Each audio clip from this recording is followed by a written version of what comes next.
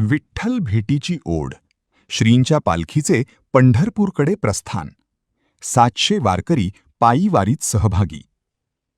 वारकरी संप्रदायात अनन्यसाधारण महत्त्व असलेल्या पंढरपूर येथील आषाढी एकादशी यात्रा महोत्सवात दरवर्षी शेगाव येथील गजानन महाराजांची पालखी सहभागी होते. परंपरेनुसार यंदाही श्री संत गजानन महाराज संस्थानच्या वतीने श्रींची पालखी 21 जून रोजी सकाळी 7 वाजता पंढरपूरकडे प्रस्थान केले. पंढरपूर येथील आषाढी एकादशी यात्रा महोत्सवात सहभागी होण्याचे श्री संस्थानचे हे 57वे वर्ष आहे. पालखी प्रस्थानामुळे शेगाव नगरीमध्ये भक्तिमय आणि उत्साहाचे वातावरण पाहायला मिळत असून शेकडो वारकरी या पायी वारीत सहभागी झाले आहेत.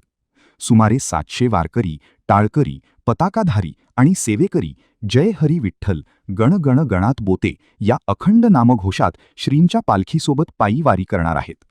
टाळ मृदंगाचा निनाद, भगव्या पताकांची डोलणारी रांग आणि मुखी हरिनामाचा गजर यामुळे संपूर्ण वातावरण भक्तिमय झाले आहे. श्री क्षेत्र नागझरी येथे महाप्रसादानंतर पालखीच्या पुढील प्रवासास प्रारंभ होईल. आपला Vidarbha live bureau report, Shegaon, Buldhana. कशासाठी तुम्ही या ठिकाणी आले? किती लोक आले? कसं वाटतं इथे येऊन? आम्ही तिघीच जणी आहोत.